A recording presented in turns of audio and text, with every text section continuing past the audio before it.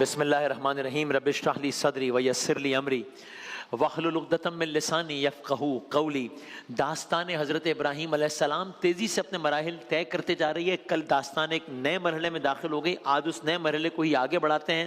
پچھلی ساری ڈیٹیلز کو چھوڑتے ہوئے قصہ مختصر یہ کہ اللہ تعالیٰ نے ابراہیم علیہ السلام، اسماعیل علیہ السلام سے بہت سارے کام لیے۔ آخری جو معاملہ ہم نے ڈسکس کیا وہ یہ کہ وہ کعبہ جو ہم سب کا دل ہے، ہم سب کی جان ہے، ہماری شان ہے، مسلمانوں کی آن ہے، اللہ تعالیٰ نے اس کعبے کی تعمیر کا کام بھی اس باپ بیٹے سے لیا۔ پہلے بھی آدم علیہ السلام کے زمانے میں بھی تھا، پہلے بھی تعمیر ہوئی، لیکن پھر تعمیر نو جو دوبارہ بنیادیں اٹھائی وہ ابراہیم علیہ السلام اور اسماعیل علیہ السلام سے اللہ تعالیٰ نے یہ کام بھی لیا۔ اور ہم نے یہ بھی کہا کہ اس سے پہلے بھی تعمیر کعبہ ہوئی ہے، لیکن یہ تعمیر کعبہ کئی حوالوں سے بہت مختلف رہی۔ وہ مختلف حوالے کیا کیا رہے وہ آپ کی خدمت میں عرض کرتے ہیں، اور کل جہاں داستان چھوڑی تھی وہ بھی اللہ کے حکم سے ابراہیم علیہ السلام اور اسماعیل علیہ السلام نے کعبہ تعمیر کیا۔ جس پتھر پر کھڑے ہو کر تعمیر کیا وہ پتھر آج تک محفوظ ہے، وہ پتھر آج تک روزانہ لاکھوں لوگ دیکھتے ہیں، بذریعہ سیٹلائٹ تو کروڑوں لوگ دیکھتے ہیں روزانہ۔ وہ یہ پتھر ہے، وہ ہے مقام ابراہیم، ہم اسے کہتے ہیں۔ آج بھی مقام ابراہیم تمام مسلمانوں کی جان ہے۔ جبرائیل علیہ السلام، وہ جو ایک اور پتھر تھا جو جنت سے آیا تھا، ابراہیم علیہ السلام نے اسے خانہ کعبہ کے مشرقی کونے میں نصب کیا۔ وہ کون سا پتھر ہے؟ وہ حجر اسود ہے، وہ ہم جانتے ہیں، یہ حجر اسود جس کو چومنے کے لیے آج بھی ایک ازدحام ہوتا ہے، ہر مسلمان کی کوشش ہوتی ہے اس کا بوسہ میسر آ جائے، بوسہ نہ ہو تو اس کی زیارت میسر آ جائے۔ تو یہ تاریخ کعبہ بھی ساتھ ساتھ ہم آپ کی خدمت میں عرض کر رہے ہیں۔ اور اس تاریخی موقع پر نبی باپ نبی بیٹے نے ایک دعا کی تھی۔ ہم نے کل گفتگو یہاں روکی تھی کہ یہ دعا کیا تھی، اور یہ دعا ایسی تھی جس پہ فوراً عمل نہیں ہونا تھا، لیکن پھر عمل ہوا، کئی ہزار سال بعد ہوا، کئی سو سال بعد ہوا۔ کیا دعا تھی؟ وہ دعا کیسے قبول ہوئی؟ ہم آپ کی خدمت میں یہ عرض کرتے ہیں۔ قرآن کریم نے یہ دعا باقاعدہ منوان بیان کر دی۔ قرآن کریم کی سب سے بڑی سورہ ہے آیات کے اعتبار سے، سورہ بقرہ ہے۔ بسم اللہ الرحمن الرحیم، یہ دعا ربنا وابعث فیہم رسولا منہم یتلو علیہم آیاتک ویعلمہم الکتاب والحکمہ ویزکیہم انک انت العزیز الحکیم۔ ترجمہ سنیے گا، نبی باپ نبی بیٹے نے اللہ کا گھر بنایا ہے، اور اب ایک عجب دعا کی ہے۔ دعا کیا ہے؟ پروردگار ہماری اس نسل سے اٹھانا ایک رسول انہی میں سے جو تیری آیات ان کو سنائے، تعلیم دے انہیں کتاب کی، حکمت کی، ان کو پاک کرے، بے شک تو ہی کمال حکمت والا ہے۔ اب یہ عجب دعا کی ابراہیم علیہ السلام نے، اور یہ کیا تاریخی دعا کی ابراہیم علیہ السلام نے۔ ہر نبی کی ہر دعا ہمارے سر کا تاج ہے، ہمارے دلوں کے بہت قریب ہے، لیکن اس دعا کی کیا کہنے ہیں، اس دعا کی کیا شان ہے؟ کیوں؟ اس لیے کہ یہ دعا ابراہیم علیہ السلام نے کی ہے، اللہ تعالیٰ نے ابراہیم علیہ السلام کی اس دعا کو قبول کیا ہے۔ کیا کہا تھا؟ ہمارے رب انہی میں سے رسول بھیج جو ان کے پاس تیری آیات پڑھے، کتاب و حکمت سکھائے، انہیں پاک کرے۔ یہ دعا کی ہے، دعا قبول ہوئی ہے۔ اللہ تعالیٰ نے مبعوث فرمایا، اللہ تعالیٰ نے بھیجا نبی۔ کس کو بھیجا؟ فخر کائنات، ختمی مرتبت، وجہ تخلیق کائنات، احمد مجتبی محمد مصطفیٰ صلی اللہ علیہ وآلہ وسلم۔ یعنی کہہ سکتے ہیں کہ سرکار دو عالم محمد مصطفیٰ صلی اللہ علیہ وآلہ وسلم کا ظہور دعا ابراہیم کا جواب ہے۔ آپ عظمت دیکھ رہے ہیں جناب ابراہیم علیہ السلام کی، جناب اسماعیل علیہ السلام کی، اس خانوادے کی۔ ایک اور اعزاز دیکھ رہے ہیں آپ اس خانوادے کا کہ فخر ابراہیم، فخر اسماعیل، نسل اسماعیل علیہ السلام سے آئے ہیں، سرکار دو عالم صلی اللہ علیہ وآلہ وسلم۔ ہم نے پہلے روزے میں عرض کیا تھا ہم داستان محمد صلی اللہ علیہ وآلہ وسلم بھی بیان کریں گے۔ ہم آ گئے، کہانی اس موڑ پر آ گئی۔ ہم نے شروع کیا ابراہیم علیہ السلام سے، نمرود، امتحانات، تعمیر کعبہ، دعا جو کعبے کے تعمیر کے ٹائم پیریڈ کے دوران مانگی گئی، اس دعا کا اثر۔ آگے بڑھتے ہیں۔ اب کیا ہوا؟ اب ہم داستان کو سٹیپ بائی سٹیپ لے کے آگے بڑھ رہے ہیں۔ یہ دعا مانگ لی، کعبے کی تعمیر ہوئی۔ اب کیا کیا ابراہیم علیہ السلام نے؟ اس خانہ خدا کا متولی جو کعبہ بنایا تھا، اس کا متولی کس سے بنایا؟ اپنے بیٹے اسماعیل علیہ السلام کو بنایا۔ اب وقت گزر رہا ہے، اسماعیل علیہ السلام کی اولاد ہوئی، 12 بیٹے اسماعیل علیہ السلام کے۔ 12 بیٹے.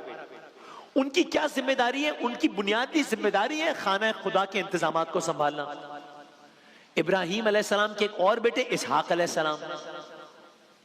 اب اگر تھوڑا سا ساتھ رہ سکے، ابراہیم علیہ السلام کے ایک اور بیٹے اسحاق علیہ السلام، اسحاق علیہ السلام کے بیٹے یعقوب علیہ السلام، یعقوب علیہ السلام کا لقب اسرائیل، ان کی اولاد بنی اسرائیل، ان کے 12 بیٹے، ان میں سے یوسف علیہ السلام تھے. جو اسماعیل علیہ السلام کی اولاد ہے وہ ہو گئی بنی اسماعیل. جو اسحاق علیہ السلام کی اولاد تھی بنی اسحاق، بنی اسرائیل. اب اسماعیل علیہ السلام کے جو 12 بیٹے تھے ان کی نسل عرب میں ہی پھیلنا شروع ہو گئی. تو اب کعبہ بن گیا ہے، کعبے کی تعمیر ہو گئی ہے، یہ کعبے کے متولی ہے، ان کے یہاں اولاد در اولاد ہو رہی ہے اور وہ خانہ کعبہ کے متولی کے فرائض بھی انجام دے رہے ہیں، اور اب ان کے 12 بیٹوں کی نسل بھی عرب میں پھیلنا، داستان کعبہ بھی آگے بڑھ رہی ہے ساتھ ساتھ. اسی لیے اسماعیل علیہ السلام کو ابو العرب بھی کہتے ہیں. ابو العرب، وہ ابو الانبیاء، یہ ابو العرب، عربوں کا باپ. بنی اسماعیل خانہ کعبہ کے اطراف میں ہی رہتے ہیں. یہاں تک کہ بعض روایات یہ بتاتی ہیں کہ خانہ کعبہ کے ساتھ جو حتیم ہے، جو ایک سیمی سرکل ہم دیکھتے ہیں، جس کے بارے میں یہ بھی کہا جاتا ہے کہ یہ دراصل کعبے کا ہی حصہ ہے، جو بعد میں تعمیر ہوئی، اس میں باوجود حتیم کو وہ کعبے میں وہ نہ لیا جا سکا، اس کی اپنی ڈیٹیلز ہیں. ہم آپ کو وہ منظر بھی دکھاتے ہیں حتیم کا. یہ جو حتیم، یہ سیمی سرکل جو ہے، تو یہ بھی علماء بتاتے ہیں کہ یہ جو حتیم ہے، یہ جو سیمی سرکل ہے، یہ اسی میں حضرت اسماعیل علیہ السلام اور اسی میں ان کی والدہ جناب ہاجرہ مدفون ہیں، یہاں اس حتیم میں. اب یہی بنی اسماعیل کا مسکن ہے. اب وقت، ہم داستان کو تیزی سے آگے بڑھاتے ہیں. زمانے نے کروٹ لی، وقت آگے بڑھتا گیا، دن ہفتوں میں بدلتے گئے، ہفتے مہینوں میں بدلتے گئے، مہینے سالوں میں بدلتے گئے، سال دہائیوں میں بدلتے گئے، دہائیاں صدیوں میں بدلتی گئیں. خانہ کعبہ میں جو بنیاد رکھی ابراہیم علیہ السلام نے، اب اللہ تعالیٰ کی عبادت کی جا رہی ہے. سلسلہ چل رہا ہے یہاں تک کہ داستان کا ایک اور موڑ. اب ایک بدبخت آیا ہے، ایک شخص آیا ہے، اس نے بڑی جرت کی ہے، بڑی گستاخی کی ہے. کیا کیا؟ اس بدبخت نے خانہ خدا میں خدا کی عبادت کے اس کام میں رکاوٹ ڈالنے کی کوشش کی ہے. کیا مطلب؟ یہ تو ہے ہی اللہ کا گھر، تو اس میں اور کیا ہو سکتا ہے؟ یہ ایک شخص ہے، اس نے اس پاک سلسلے کو روکنے کی نجس کوشش کی ہے. یہ کون ہے؟ اس نے کیا کیا ہے؟ یہ کامیاب ہوا ہے اپنے مقصد میں؟ یعنی آج عرض کرتے ہیں آپ کی خدمت میں. اس کے لیے آپ سنیے، سرکار دو عالم صلی اللہ علیہ وآلہ وسلم معراج کے موقع پر ہیں. کہا مجھے جہنم کا نظارہ کرائے. مشاہدات معراج کہتے ہیں، observations of معراج. کہا مجھے معراج کے موقع پر جہنم کا جب نظارہ کروایا گیا، میں نے بہت سے جہنمیوں کو مختلف عذابوں میں گھرا ہوا دیکھا. میں نے ایک بدبخت کو عذاب میں دیکھا. میں نے پوچھا یہ کون ہے؟ کہا عمر بن لحی نام ہے اس کا. عمر. اس نے کیا کیا؟ بڑا سخت عذاب ہو رہا ہے. کیا کیا اس نے؟ یہ وہ شخص ہے، بتایا گیا یہ وہ شخص ہے جس نے خانہ خدا میں خدا کی عبادت روکنے اور خانہ خدا میں بتوں کی عبادت شروع کرنے کی ناپاک حرکت کی کوشش کی تھی، اور یہ حرکت کی تھی اس نے. عمر بن لحی. ذرا ساتھ رہیے گا، یہ ہم ٹائم لائن کو تیزی سے آگے بڑھا رہے ہیں. یہ ایک تاجر ہے، یہ مختلف علاقوں میں سفر کرتا تھا. اس نے مختلف علاقوں میں دیکھا کہ قبیلوں میں کوئی نہ کوئی، ہر قبیلے میں کوئی نہ کوئی بت ہوتا ہے جس سے وہاں کے لوگ اپنی مذہبی وابستگی رکھتے ہیں، تو اپنی حاجتیں پوری کروانے کے لیے ان کی عبادت کرتے ہیں. ساتھ ہی ان بتوں پر چڑھاوے ہوتے ہیں، نذرانے پیش کرتے ہیں. تو یہ مذہبی ضروریات بھی پوری کرتے ہیں، ساتھ ساتھ معاشی معاملات بھی چلتے رہتے ہیں، معاشرے والے سے بھی فائدہ مند ہے.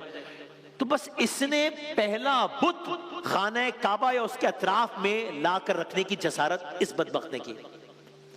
سرکار نے کہا میں نے عمر بن لحی کو جہنم میں اس حالت میں دیکھا کہ وہ گدھوں کی طرح چیخیں مار رہا تھا، اس حالت میں کہ اس کا پیٹ پھٹا ہوا تھا، اس حالت میں کہ اس کی آنتیں اس کے پیٹ سے باہر لٹک رہی تھی.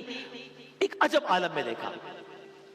تو وہ جو خانہ کعبہ کی تعمیر نو کی ابراہیم و اسماعیل علیہ السلام نے، وہاں پر اللہ کی عبادت ہوتی رہی، یہاں تک کہ جب یہ شخص آیا اس کام کی وجہ سے خانہ کعبہ میں بت پرستی کا آغاز ہوا. زبان بھی کہتے ہوئے کانپتی، کہاں اللہ کا گھر کہاں بت پرستی. خانہ کعبہ اور اس کے اطراف میں بت پرستی کا آغاز. اب یہ اس داستان نے ایک اور ٹرن لے لیا ہے اب. ٹھیک ہے، اور پھر تو ایک معاملہ شروع ہو گیا. مختلف قبائل نے اپنے اپنے حساب سے اپنی اپنی ضروریات کے مطابق خانہ کعبہ یا اس کے اطراف میں بتوں کو نصب کرنا شروع کر دیا. ان کے نام قرآن کریم میں بھی آئے، مختلف آیات میں ان کے نام: لات، عزا، منات، حبل، اصاف، نائلہ، یہ بتوں کے نام. کوئی خانہ کعبہ میں نصب ہے، اس کے اطراف میں نصب ہے، کچھ بت قبائل نے اپنے ہاں نصب کر لیے ہیں. بتوں کا دائرہ بڑھتا چلا جا رہا ہے. خانہ خدا میں ہر گھر میں بتوں نے ڈیرے بنا لیے ہیں. آپ معاملات کی خرابی کا اندازہ اس سے لگائیں کہ خانہ کعبہ کے ساتھ ہی صفا و مروہ کے قریب اسی علاقے میں 2 بت تھے. اصاف ایک مرد کا بت تھا، نائلہ ایک عورت کا بت تھا. مشہور ان کے بارے میں یہ تھا کہ یہ حقیقی انسان تھے. خانہ کعبہ یا اس کے اطراف میں بدکاری کے مرتکب ہوئے، جس کی وجہ سے انہیں پتھر کا بنا دیا گیا. تو محبت کرنے والے اب ان کی پوجا کرنے لگے اور ان کے بت بنا کر صفا و مروہ اور اس علاقے میں لا کے رکھ دیا. کہاں خانہ کعبہ کا وہ منظر جو ابراہیم و اسماعیل علیہ السلام نے پیدا کیا، کہاں خانہ خدا کا یہ منظر ہے. اب یہ جو منظر ہے، نیا منظر ہے خانہ خدا کا، یہ کب تک جاری رہے گا؟ یہ کب ختم ہوگا؟ یہ کیسے ختم ہوگا؟ اسے کون ختم کرے گا؟ کل عرض کریں گے انشاءاللہ.